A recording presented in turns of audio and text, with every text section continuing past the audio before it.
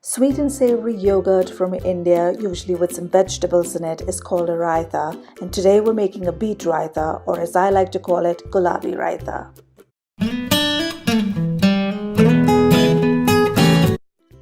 Hey everybody, I'm back! And today's recipe is such a win-win. That's 4 wins. That's because it's delicious and nutritious and so easy to make and so pretty.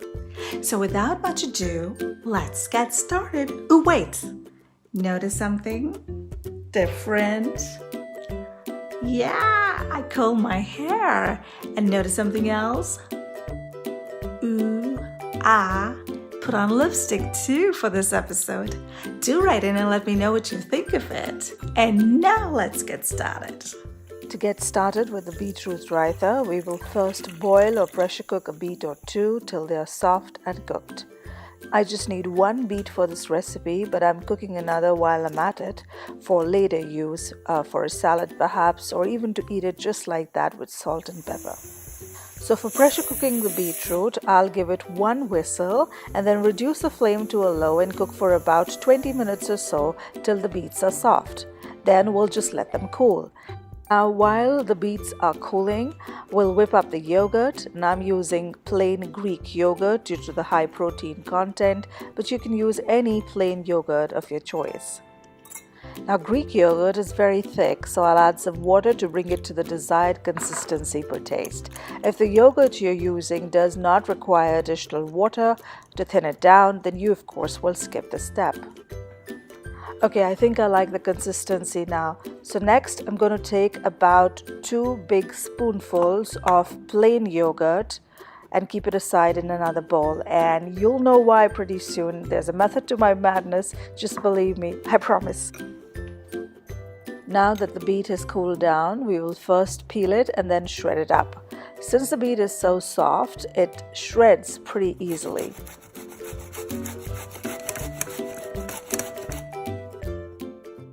Next, we'll mix the shredded beets to the yogurt in the large bowl with a fork.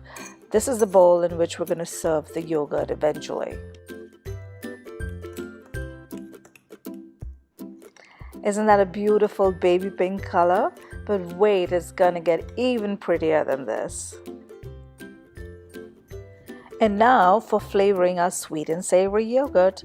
First I'll add some salt. I'm using black salt or kala namak as it's called in Hindi, but regular salt will do just fine. Next, about half a teaspoon of red chili powder and a drizzle of honey, about a teaspoon or 2, to amplify the sweetness in the yogurt.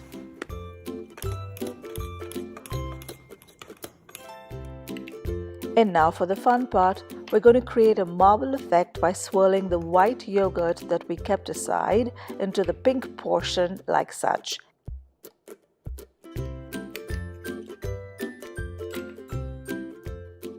Now doesn't that look so much prettier than just the plain pink yogurt?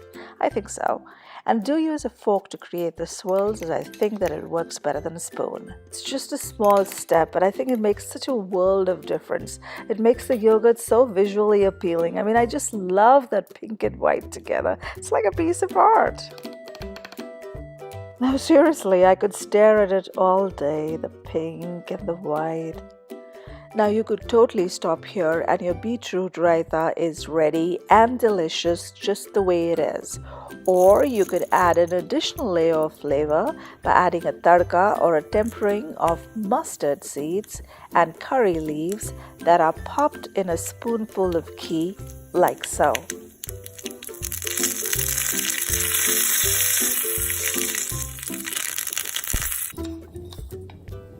Once they pop and crackle, we'll just spoon them over the yogurt and use them as a garnish. And there you have it. Our beautiful looking and tasting beetroot raita is ready. Enjoy!